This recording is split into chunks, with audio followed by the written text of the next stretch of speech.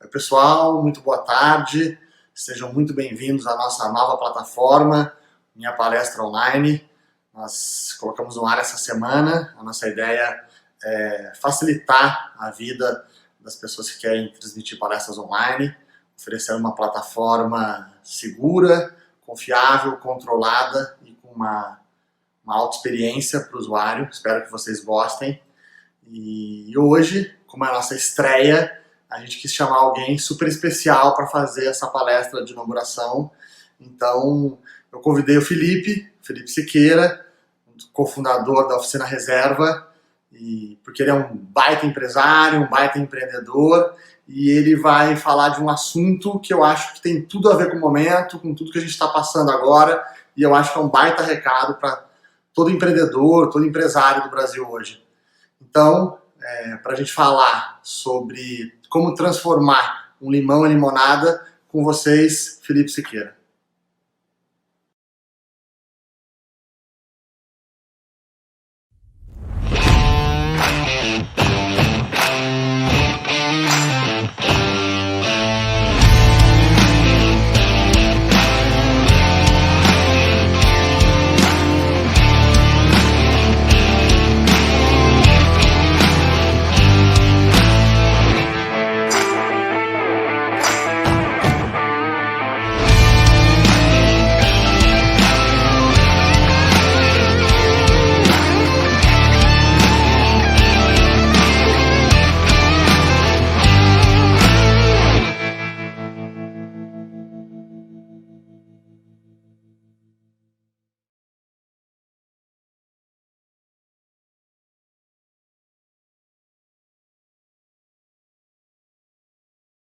Opa, fala galera, liberei o microfone aqui agora.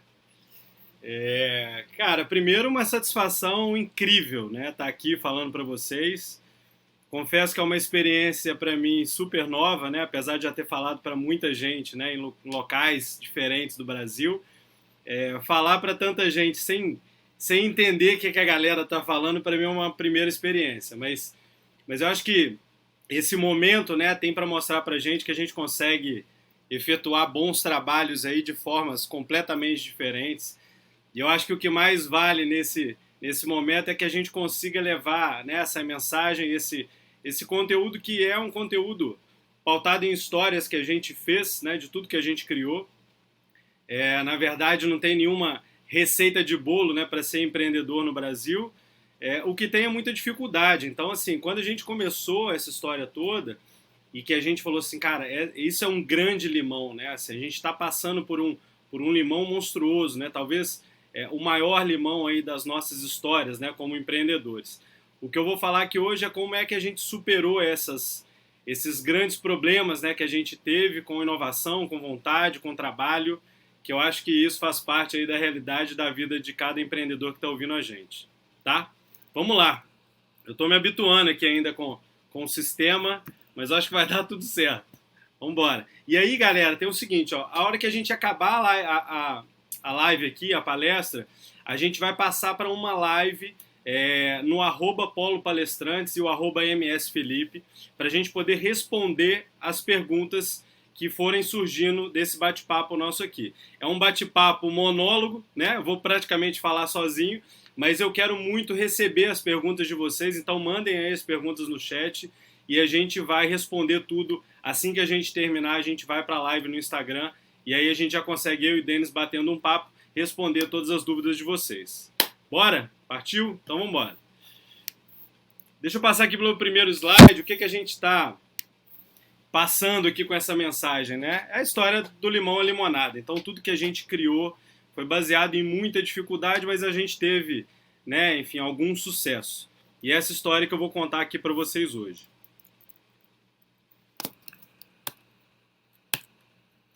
Primeiro, galera, é o seguinte, vocês não têm dúvida de que, primeiramente, é trabalho duro, né? Muitas vezes, quando a gente olha histórias de sucesso, né, de empresas grandiosas, pessoas que criaram negócios incríveis e super inovadores, a gente começa a olhar só para coisa boa, né? Tem um ditado lá na minha terra, eu sou mineiro, e aí a turma fala assim, as pessoas só veem a cachaça que eu bebo, né? Os tombos que eu levo, ninguém vê. E é mais ou menos isso, assim, na vida nossa como empreendedor, o dia a dia é muito difícil, né? É muito complicado você montar um negócio no Brasil, né? Obviamente contra tudo, contra todos, principalmente no momento que a gente está vivendo. Mas disso a gente consegue tirar grandes oportunidades através de trabalho duro e disciplina. Acho que praticamente é isso. Tem uma frase que eu gosto muito de um amigo nosso, é um grande amigo que eu tenho, que é o Thales, que ele fala que empreender é tomar porrada 90% do tempo. E essa é a realidade nossa, né? Então, assim, quanto mais esse empreendedor apanha, mais ele fica safo e mais ele consegue tirar daquelas coisas ali, espremer aquele limão e conseguir transferir aquilo para boas oportunidades.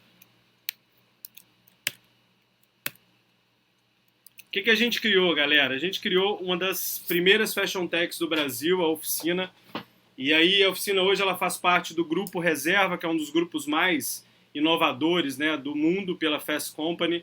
E a gente criou um negócio de tecnologia que se transformou em um negócio de moda e a gente cresce numa velocidade muito grande, né? Então a gente criou uma empresa há 5 anos atrás, há 3 anos atrás a gente vendeu participação para o Grupo Reserva e aí a gente começou a crescer numa velocidade muito grande em todo o Brasil, através de alguns canais de distribuição, que é essa história que a gente vai contar aqui.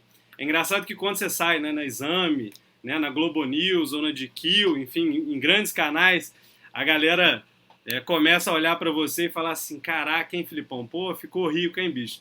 E isso é uma absoluta inverdade, né? As pessoas começam a olhar só para essa tal da cachaça que a gente bebe, né? E olha as matérias e fala assim, caraca, deu super certo e tal. Mas quando o dia a dia é realmente muito mais complicado do que isso. E eu tenho certeza que os empreendedores que estão me assistindo aí agora vão ter a real dimensão aí do que eu estou falando. E é essa história que a gente vai contar. Então vamos lá. Só para fazer uma pergunta aí, eu sei que eu não vou ter resposta direta, mas quem puder me mandar um joinha aí pelo chat, eu já agradeço. Quem conhece Cataguases? Cataguases é a minha cidade, é uma cidade no interior de Minas Gerais, uma cidade com 70, 80 mil habitantes, super pequena. Eu saí de lá com 16 anos e fui morar em Juiz de Fora, depois morei em BH, depois fui para o Rio, depois fui para os Estados Unidos um tempo. Enfim, eu já rodei bastante para chegar até aqui, né, numa empresa, né, que a gente criou, enfim. Mas essa minha origem, ela me mostrou muita coisa, principalmente sobre valores, né? Eu tenho uma família que tem valores muito enraizados e isso eu carrego comigo até para o modelo de gestão que a gente trabalha, independente de ser uma empresa de varejo ou uma empresa de tecnologia. Eu acho que quem gosta, né, de pessoas, né, primeiro o cara que trabalha no varejo e não gosta de gente, coitado, ele está fadado ao fracasso, né? E aí a gente tem a gratidão aí de poder trabalhar com muita gente bacana, e isso eu aprendi muito nas minhas origens, né? Quando eu morava lá em Cataguases. Então, quem falou aí que conhece Cataguases, eu vou dar um prêmio aí no final, tá? Um cupom de desconto na oficina, porque não é todo mundo que conhece essa cidade. Tem um negócio muito legal aqui, falando sobre disciplina também, que é uma frase do Caíto Maia, que é um grande amigo e é o fundador da Chili Beans, né? Obviamente todo mundo aí conhece a Chili Beans no Brasil inteiro. Ele fala que ele não é o cara mais talentoso, mas ele é o mais disciplinado. A disciplina, ela foi muito presente na minha vida, né? Desde a época que eu fazia esporte. Eu ainda faço, então já é um hábito que eu tenho, né? De pedalar, de correr, de fazer triatlon, enfim. Mas a disciplina, ela traz essa característica. Eu nunca fui, de fato, o cara mais talentoso, né? Na minha época de faculdade, de colégio, eu nunca reprovei, mas também nunca fui o cara das maiores notas. Só que eu era bom em relacionamento. E aí eu conseguia conectar pontos. Tem uma palestra incrível do Steve Jobs que fala muito sobre isso, que é a capacidade das pessoas do connecting the dots, né? É a capacidade que você tem de conectar esses pontos ao longo da sua vida, que isso te traz um diferencial competitivo absurdo. Eu acho que o que o Caíto estava querendo dizer com essa frase, e o que eu quero dizer com essa frase também, é que independente de onde você venha, né, ou da forma que você veio, você não precisa ser o cara mais brilhante do mundo. Se você tiver algumas características, se a gente não era o mais brilhante e a gente teve algum sucesso, né, a gente obviamente estamos no começo ainda da nossa jornada, mas se a gente teve algum sucesso, foi devido à disciplina e a trabalho duro. não foi sorte, não foi um talento absurdo e não foi um QI acima da média. E aí, quando eu fui morar nos Estados Unidos, isso foi 2009 para 2010, eu tive lá uma gratidão absurda assim, de ir para os Estados Unidos numa crise econômica brutal. Né? Para quem se lembra, aí, a crise subprime americana é uma crise que arrebentou, né, com as operações e os negócios nos Estados Unidos, e é muito preconceituosa, e isso foi muito difícil, né, de trabalhar, um menino com 19 anos, 18 anos, trabalhar nessa linha, mas eu consegui me virar e deu super certo. Esse snowmobile que eu estou mostrando aí na foto, eu peguei emprestado de um amigo meu, né? Não, obviamente não era meu, não tinha dinheiro para comprar um snowmobile desse, mas foi bom que saiu bem na foto aí. Eu andava, obviamente, de snowboard boa parte da temporada que eu fiquei lá em Aspen, no Colorado. Mas eu acho que um negócio incrível dos Estados Unidos, cara, é que isso te traz para uma realidade de empreendedores muito legal. É um país que apoia muito o empreendedorismo e eu tive muitas ideias lá, né? Quando você volta com as ideias para o Brasil, o que eu fiz? Coloquei tudo no papel e não tirei porra nenhuma do papel. O que adianta? Merda nenhuma. Né? Você não vai sair com nada. Antigamente se tinha a máxima do cara, nossa, eu quero ter uma ideia fantástica e tal. A ideia não vale de nada. Né? Essa é a verdade. O que vale é execução, é trabalho duro. E foi isso que a gente começou a construir, né, com essa história nossa lá no início da operação da startup. Teve um processo muito legal que aconteceu comigo, que quando eu voltei, eu estudei no IBMEC, né, numa faculdade de negócios, em BH, e aí no IBMEC eu vi um cartaz escrito assim na parede, e esse cartaz estava escrito, ó, fazemos seleção para o World Trade Center, né, e aquele negócio do World Trade Center sempre ficou na minha cabeça, porque né, as Torres Gêmeas lá de São Paulo, de Nova York, eu já sabia que era um grande clube de negócio, enfim, e eu falei, cara, eu vou entrar nessa empresa. E aí eu me descobri lá dentro como um vendedor. E é a profissão da minha vida, assim, eu nunca me senti tão bem vendendo. E é engraçado que eu falo isso para muita gente, que, cara, uma das maiores habilidades de um bom empreendedor é uma capacidade de conseguir vender seus sonhos, suas histórias.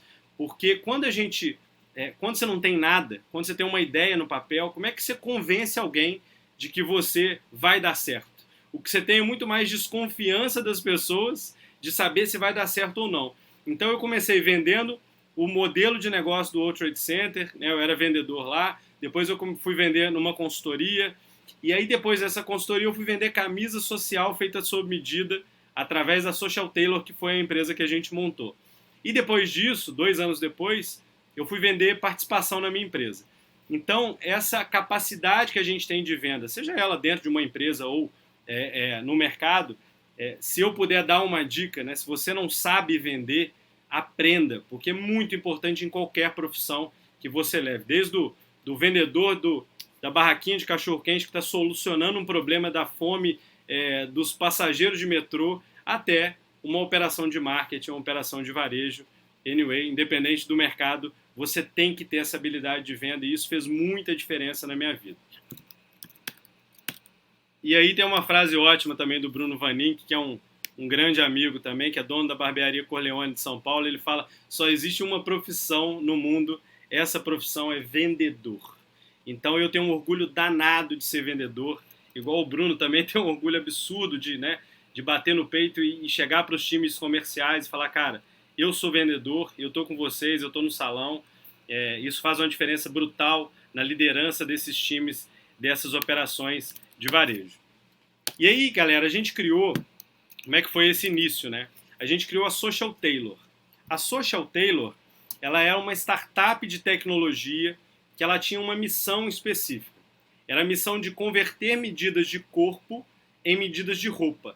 E aí a gente criaria uma peça digital sem intervenção humana. Na verdade, essa peça digital, ela era meio que trazer a cabeça de um alfaiate para dentro de uma cabeça computacional. Difícil pra caralho, assim, muito difícil trazer essa tecnologia para dentro e dar escala a esse mercado. Só que a gente foi muito a fundo. Por que a gente criou isso? Na época, eu e meu sócio, o Gabriel, a gente trabalhava com consultoria e a gente trabalhava numa empresa que era eu trabalhava na Michael Page e o Gabriel trabalhava na Grados, que é uma consultoria de gestão estratégica lá de São Paulo. E a gente tinha um dress code muito cultural da turma, né? A galera andava de gravata, né? Terno, enfim. A galera que é de São Paulo vai entender bem o que eu estou falando, que são as camisas com monograma, né? Com escrito no peito, bordado das iniciais. Todas aquelas peças, elas são feitas sob medida. E era cultural isso no mercado nosso. Então todo mundo tinha que andar assim. Só que eu achava um absurdo, né? Eu não, cara, falei, cara, não é possível que eu tenha que pagar R$ 600 numa camisa para trabalhar. E aí a gente começou a entender que esse mercado ele poderia ter uma disrupção ali. A gente poderia empregar tecnologia para que a gente conseguisse vender num volume maior, numa escala maior e conseguisse reduzir esse preço. O grande sonho nosso de preço era R$ 300 e aí a gente ia bater de frente, a gente ia competir com as grandes marcas de varejo. O que eu fiz? Eu chamei um desses alfaiates e eu falei assim, cara, ó, ao invés de você ir até o nosso...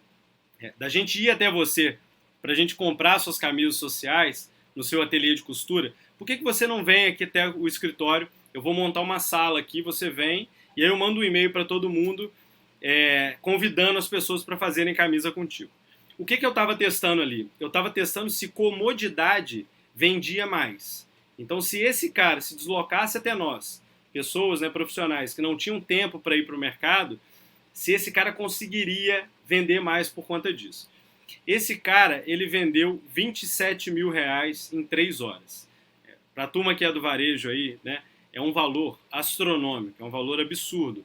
E um cara sozinho, com uma maletinha de tecido, chegou lá e vendeu seus R$ 27.000. Todo mundo pagou no cheque, né? Você não tinha, ou era cheque ou era dinheiro, não tinha cartão, não tinha comunicação, não tinha para quem reclamar, né? Não tinha processo, não tinha nada. E aquilo deu, talvez aí o estalo, né, a eureka nossa, que foi...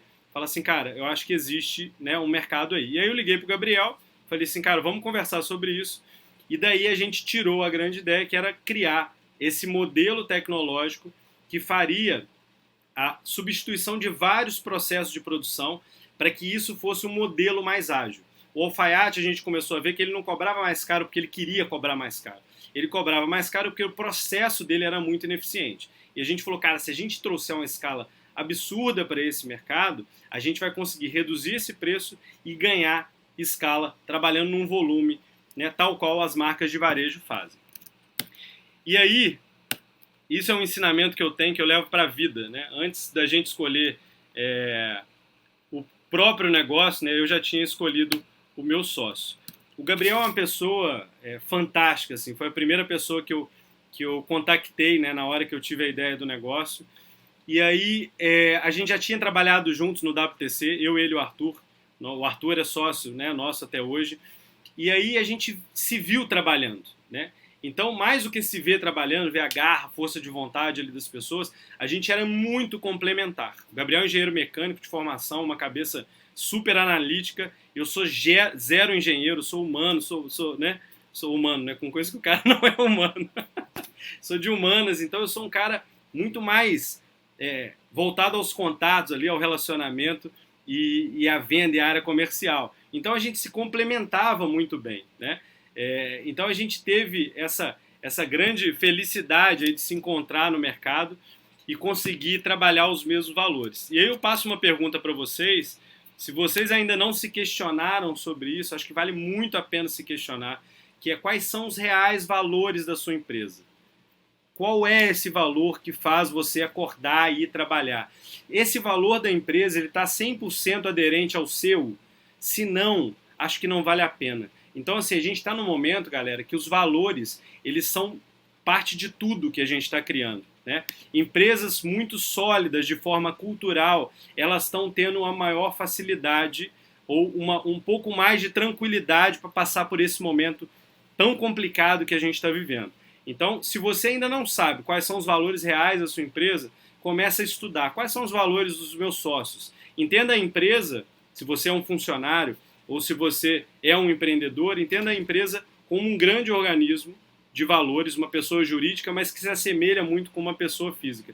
E como é que você linka entre essas pessoas, esses colaboradores, esses valores que você tem? E deixa isso muito claro, porque isso fez muita diferença na nossa trajetória e faz muita diferença até hoje. Vou dar um exemplo. Hoje a gente está passando por uma crise monstruosa e a primeira coisa que a gente fez, ao invés de se esconder, né, como diretores e como sócios da empresa, a gente abriu um live aberto para falar com todo mundo e tirar a dúvida de todo mundo e ser o mais transparente possível e abrir o nosso coração e falar assim, galera, ó, a gente não sabe qual é o futuro, mas a gente está junto para passar por isso juntos. E a gente conseguiu, né, tá conseguindo até agora passar por esse momento tão difícil através de valores muito próximos. E isso fez muita diferença na nossa vida e faz muita diferença na hora que você escolhe um sócio, né? Qual é o sócio que eu vou escolher?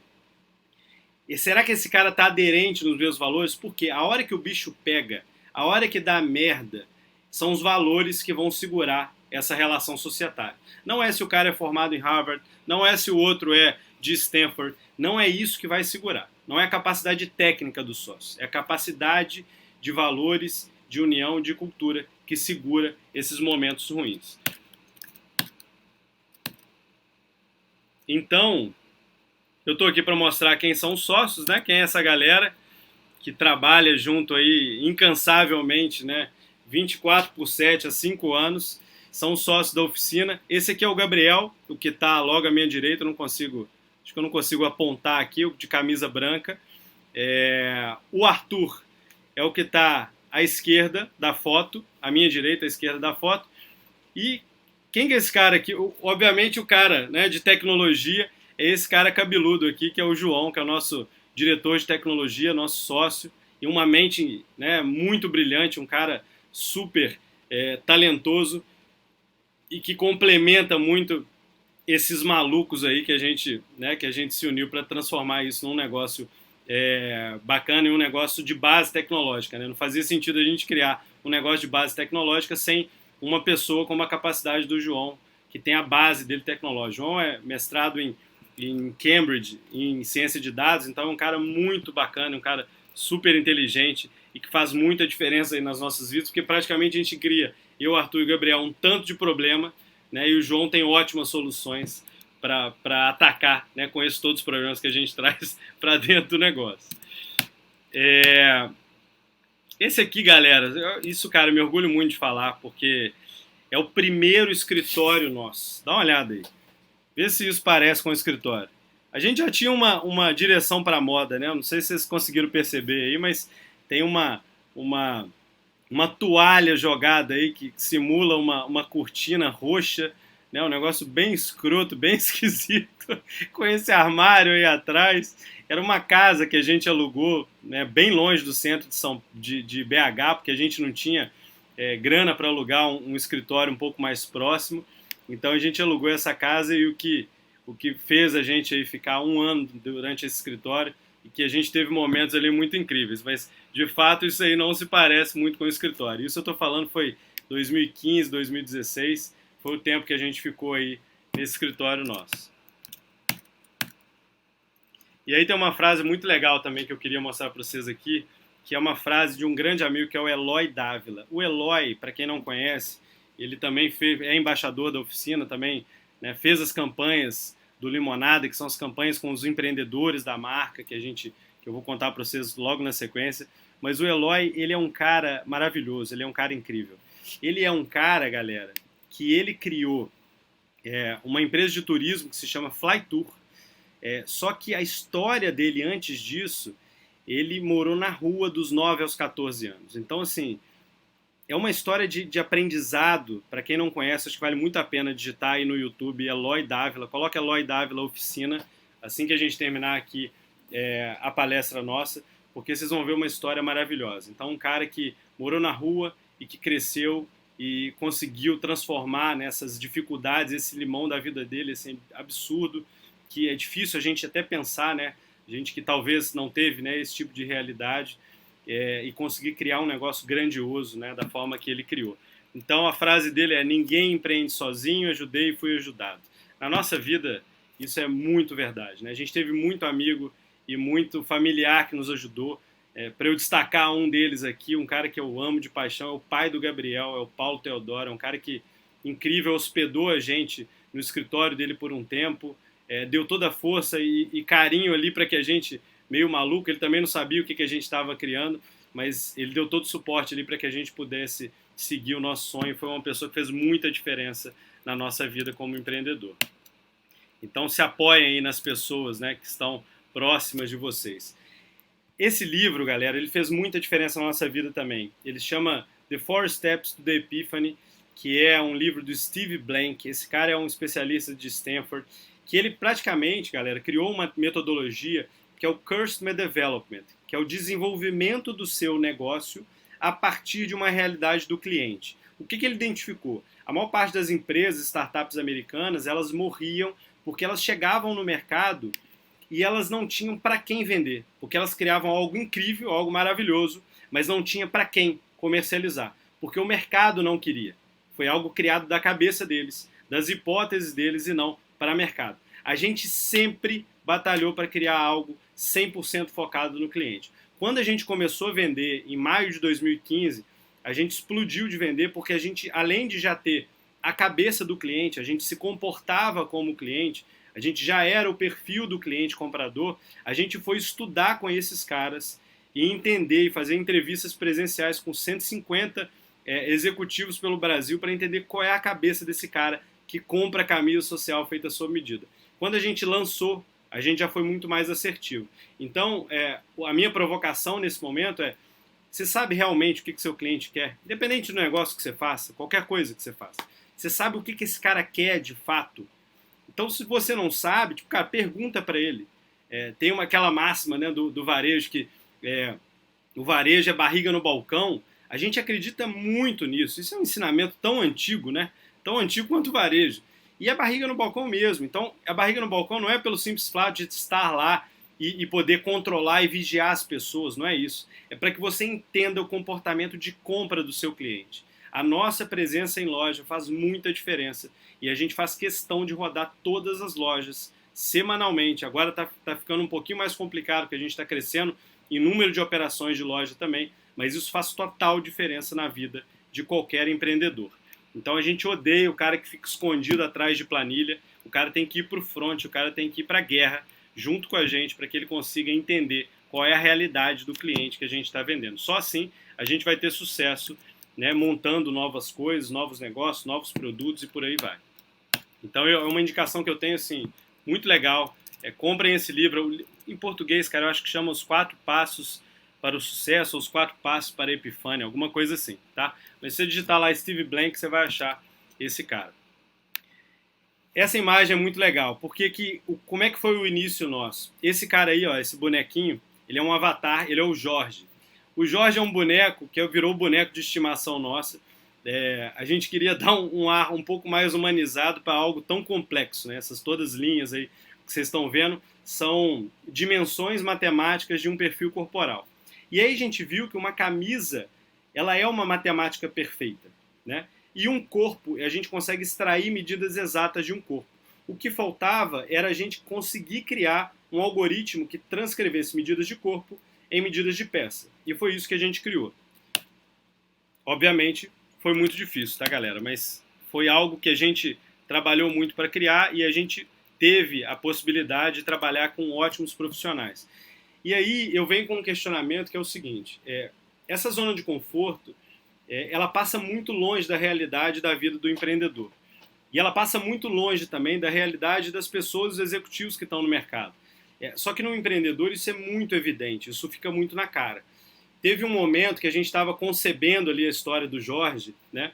O nosso grande e querido humanizado ali algoritmo que a gente estava criando. E aí estava numa sala, isso era tipo 2 da manhã no escritório nosso em BH, e aí tinha eu, João, Gabriel e 3 desenvolvedores, né, e doutorandos lá da Universidade da UFMG. Esses caras eram doutorandos em ciência de dados e ciência de tecnologia. E aí nesse papo, o único não matemático era eu. Ou seja, metade do papo eu não estava entendendo porra nenhuma.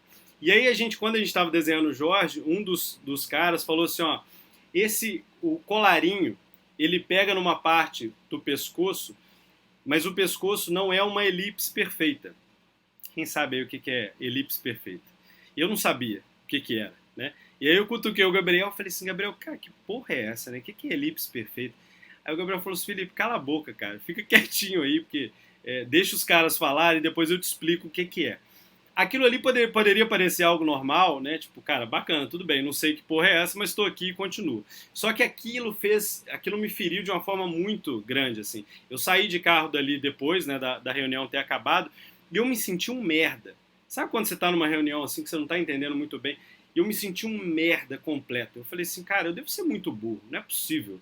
Por que eu não entendo o que é uma elipse perfeita, né? Por que eu já não sei disso? E eu cheguei em casa, a primeira coisa que eu fiz foi pesquisar e fiquei a noite inteira pesquisando aquela merda da elipse perfeita. Depois eu cheguei pro Gabriel e falei assim, cara, agora eu já sei o que é elipse perfeita. Aí ele falou assim, cara, Felipe, não interessa, você não tem que saber de tudo. Essa é a verdade. Então você tem que se apoiar em pessoas que consigam saber por você também. Obviamente eu sabia quais eram as minhas qualidades, né? Sabia quais eram as qualidades do Gabriel, e tudo bem, isso não pode te agredir. É óbvio que a curiosidade, ela te transforma, ela consegue te levar para outros patamares.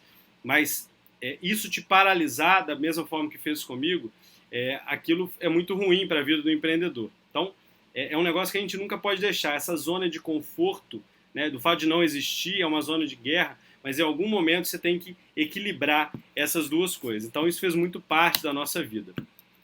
E aí a gente começou a vender quando foi maio de 2015, a primeira camisa que a gente vendeu, e a gente foi até novembro de 2015, eu e o Gabriel vendendo na rua. E aí o Gabriel depois voltou para o escritório, porque a gente já não estava dando conta, né, de entregar os pedidos que a gente tinha.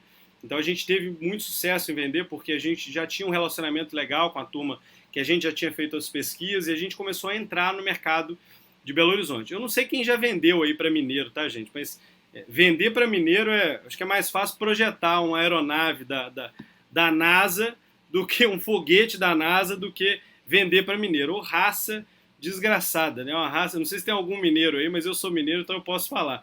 É terrível vender para mineiro.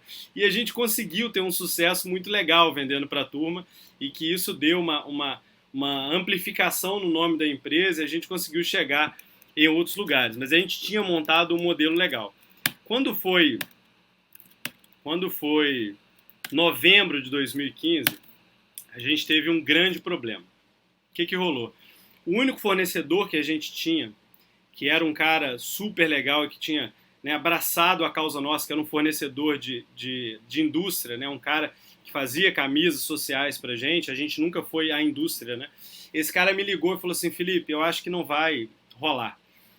Eu não tô tendo resultado, por mais que a operação cresça, por mais que as vendas comecem a crescer, eu continuo sem resultado, então a minha margem está muito ruim. Então, cara, eu não vou conseguir seguir contigo. Vamos fazer o seguinte, eu vou te dar aqui 1 mês para você seguir.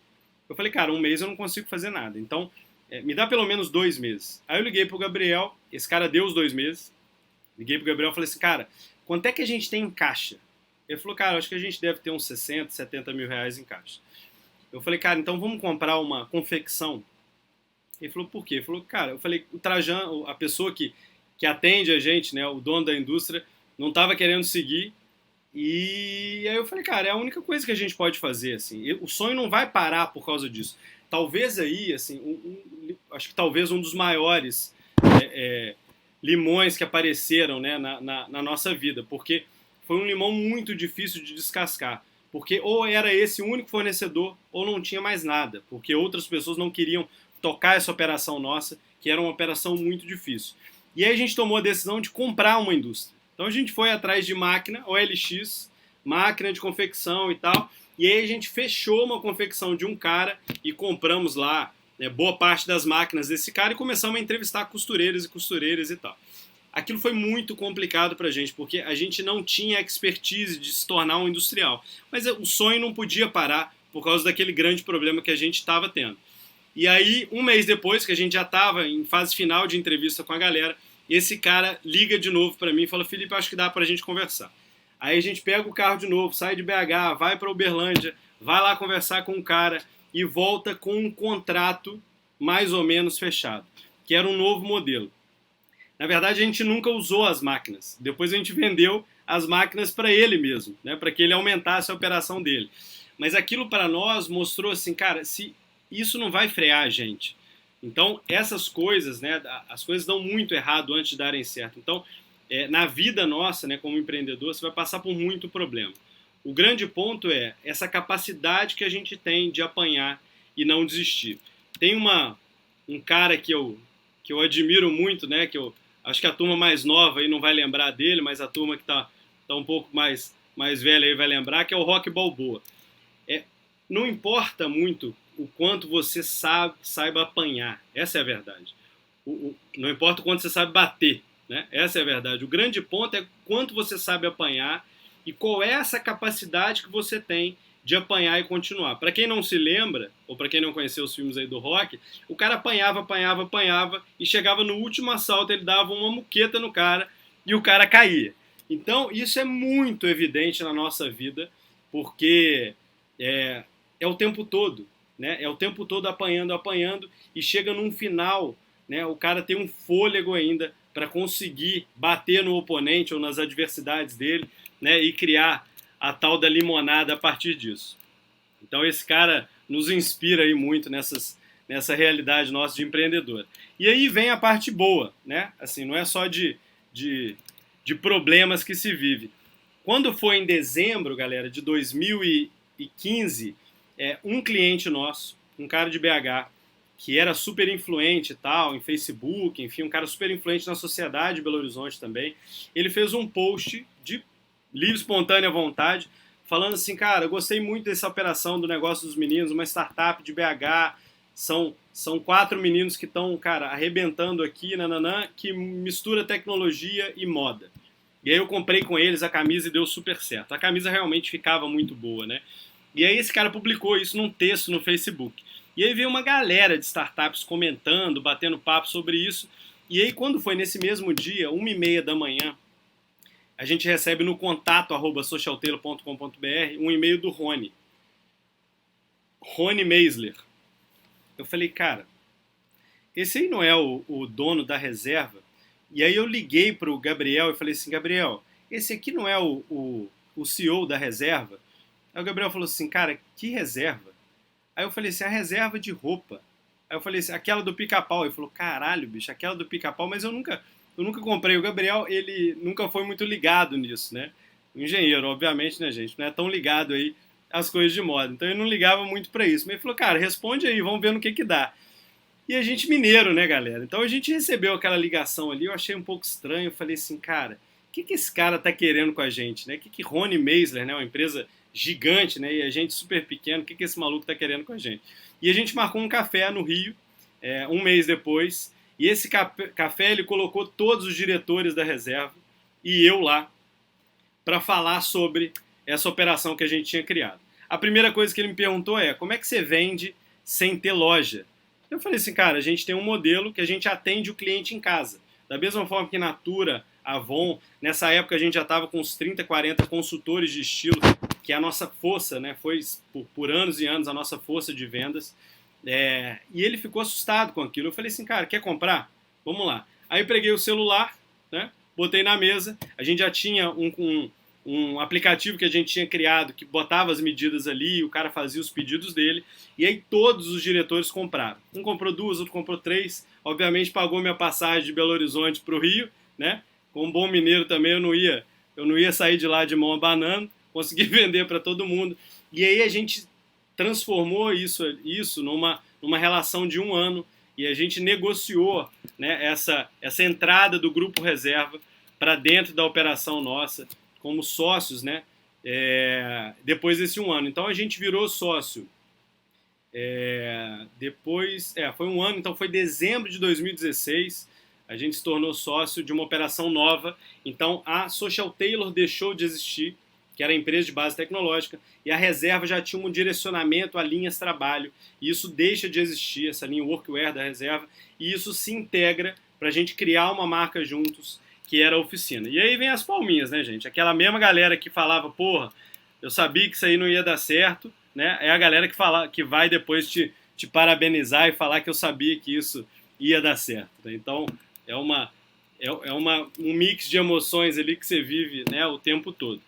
Então, quando foi janeiro de 2017, a gente criou a oficina, que é a marca né, de básicos e workwear do grupo, e é uma marca de base super tecnológica, é uma fashion tech que a gente criou. Então é isso, essa história recente nossa, né? Então todos esses problemas e grandes problemas que a gente teve trouxeram a gente para esse outro universo.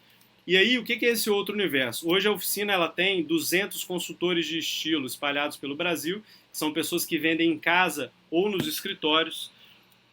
E essa força a gente expande, tá, turma? Essa força de venda, a gente expande ela para 1.500 vendedores até o final do ano.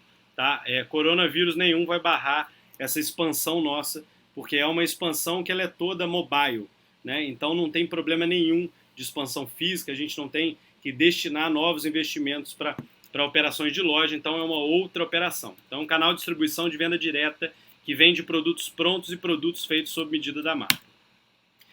Um outro ponto, a gente está em 15 operações de lojas reserva.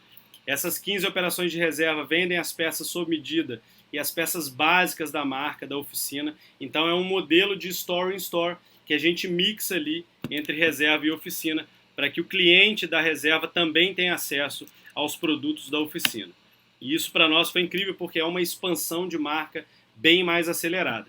E aí quando foi em 2018, o Rony veio com uma ideia, né, de falar assim, cara, vocês não acham que está na hora, galera, de criar uma operação de loja própria de vocês? E aquilo ficou muito na nossa cabeça. A gente falou, cara, então tá, se a gente vai criar uma operação de loja própria, a gente vai criar a loja. Porque a gente queria mixar, né, toda essa expertise que a gente teve durante os anos, né, trabalhando com tecnologia, para dentro de um negócio de varejo. E trazer para dentro de um negócio de varejo também a experiência, o suprassumo da experiência com o cliente. Você lembra que a gente estava falando sobre o que o seu cliente quer? A gente já tinha mais ou menos uma ideia do que esse cara queria e a gente foi criar algo direcionado. Essa foi a primeira flagship que a gente criou, isso no Shopping Leblon, no Rio. O que essa loja tem? Tá? Essa loja tem um ateliê de costura que trabalha todas as peças dos clientes. Então a gente faz qualquer ajuste de qualquer peça do cliente dentro de loja, o cara já sai com a peça ajustada. A gente tem costureiras 24/7 na loja. E a gente ajusta também peças de outras marcas. Isso é do caralho, porque traz o cara para dentro da loja da oficina.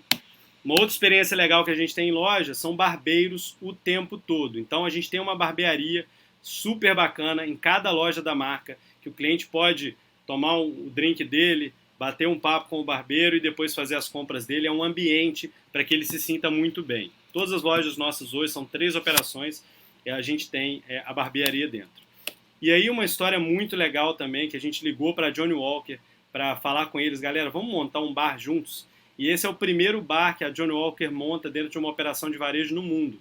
Então, esse é o bar do Leblon, a gente montou uma operação no bar do Rio Design Barra também, e na loja nossa no Jardins de São Paulo a gente criou essa operação para que o cliente se sinta cada vez mais confortável. O cliente não paga pelo drink que ele toma, e ele fica no ambiente dele, né, batendo papo ali com os amigos, enfim, dentro de uma operação de loja.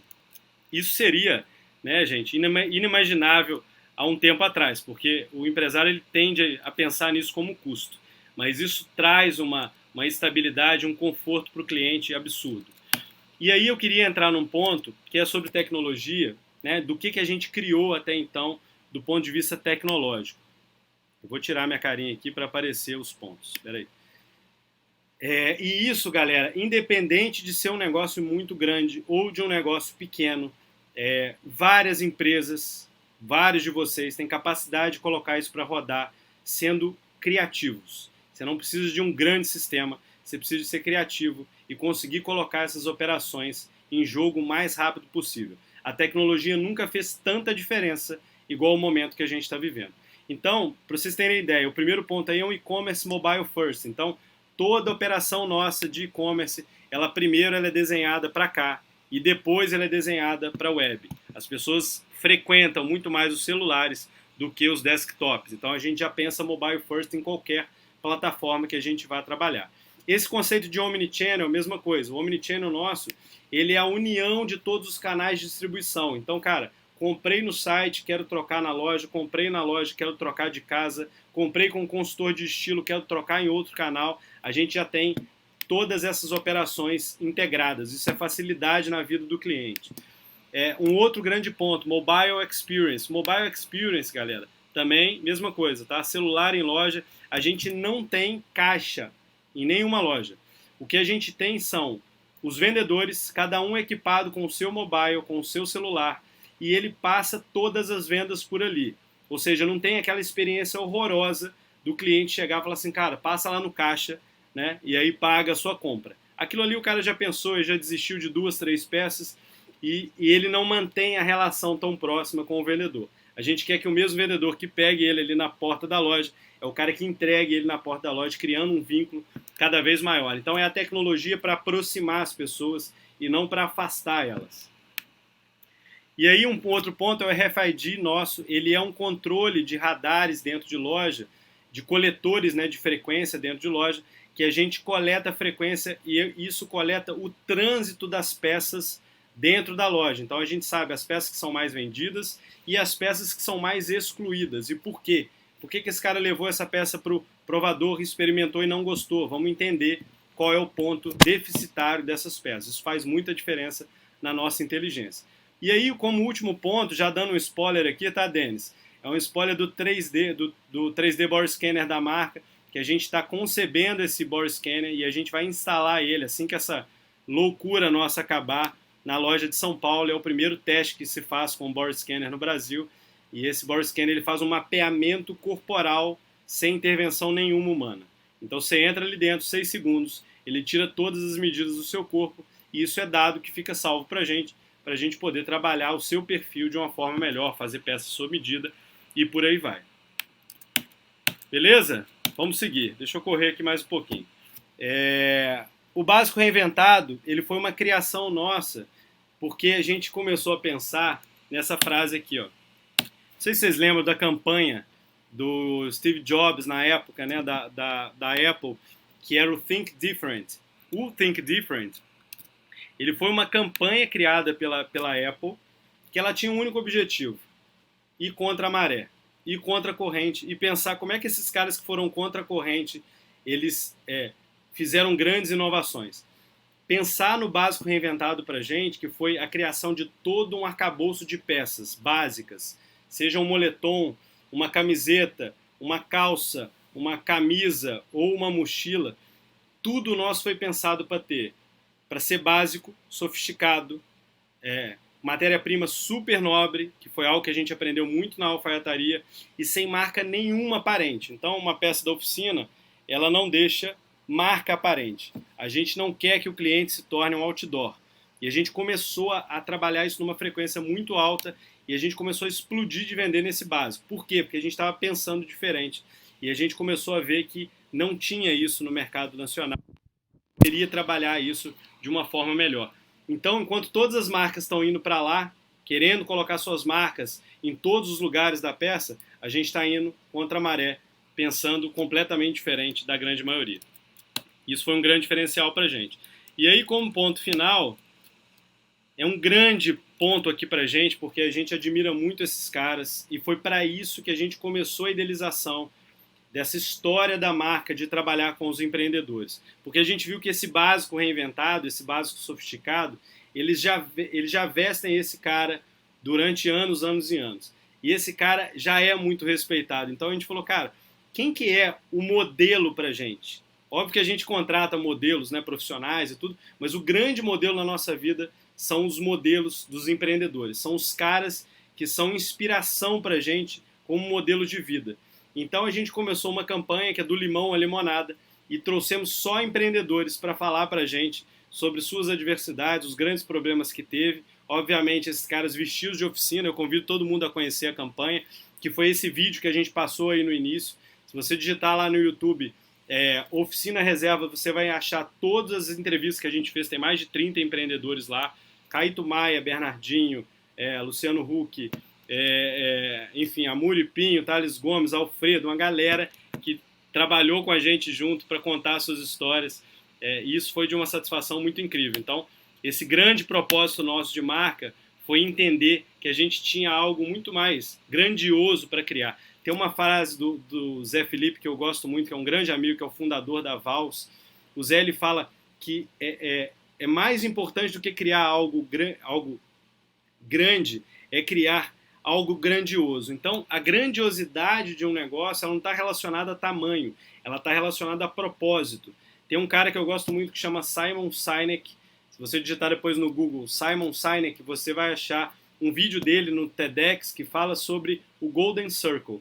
O Golden Circle nada mais é do que o porquê que você cria suas coisas e não o que você cria. O cliente está muito mais preocupado com o porquê que você está criando aquilo ali e não o que você está criando. Isso fez diferença em grandes marcas ao longo dos anos. Então, o nosso grande propósito foi criar algo grandioso. A gente se considera, galera, uma empresa super pequena ainda. Super, a gente se considera uma criança praticamente. Mas tudo que a gente faz é pensando em algo grandioso e não necessariamente grande. Então, todo o propósito nosso está muito envolvido nessa história que a gente vem falando até então. Essa é a campanha dos empreendedores, então tem sempre essa pegada, né, do limão à limonada aí com a turma, e que, cara, deu uma satisfação pra gente incrível ouvir as histórias desses caras, que foi muito inspirador para nós, e a gente mantém esse mote de campanha até hoje. Então, hoje a oficina, o que a gente está fazendo nessa quarentena também? A gente faz lives todos os dias pelo @oficina, comigo batendo um papo, sempre com um empreendedor, para trazer inspirações, para trazer conhecimento para o micro e pequeno empreendedor, para que ele passe por essa crise de uma forma melhor. O que isso tem a ver com roupa? Porra nenhuma. Essa é a verdade. Não tem nada a ver com roupa. O que tem a ver com o propósito, com a vontade que a gente tem de fazer um país melhor através desses ensinamentos e dessa turma que a gente tem a honra aí de ter como amigos. Então, essa é a campanha nossa, finalizando o nosso papo aqui. A grande provocação que eu tenho para vocês é: o que vocês vão fazer com os limões que a vida te der? E esse é um grande limão que a gente está vivendo agora. A gente está passando por um momento muito difícil, ninguém tem dúvida disso. Mas quais são as oportunidades que vocês vão criar nesse momento? O que vocês vão fazer nesse momento? Isso só depende da gente. Então, é óbvio que todo mundo passa por esses momentos difíceis, mas o grande ponto, ele não está na ideia das coisas.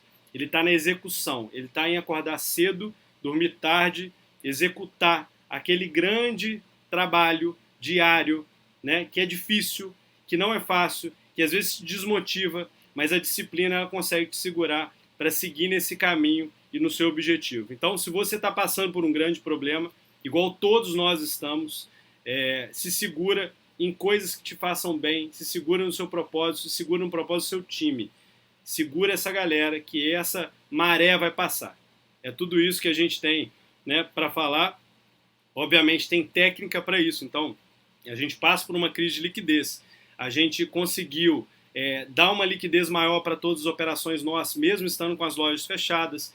E aí, se você quiser saber mais sobre esses assuntos, enfim, sobre como é que a gente está lidando com esse momento todo, a gente vai estar disponível agora, eu e o Denis, pelo live do @polopalestras e pelo meu, que é o @msfelipe, tá?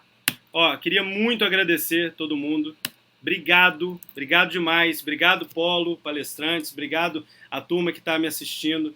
É uma honra para mim estar aqui. Tipo assim, eu me considero ainda uma pessoa super iniciante ainda no empreendedorismo, mas é uma história que a gente criou de algo grandioso. Então, a gente se orgulha muito disso e se orgulha muito de contar as nossas histórias. Então, galera, quem quiser seguir com esse papo, vamos lá para o Instagram, que a gente vai começar essa live lá juntos. Beleza? Beijo grande. Ó, vamos passar por essa juntos. Vamos forte, a gente vai sair dessa unidos e mais fortes, se Deus quiser. Vamos que vamos.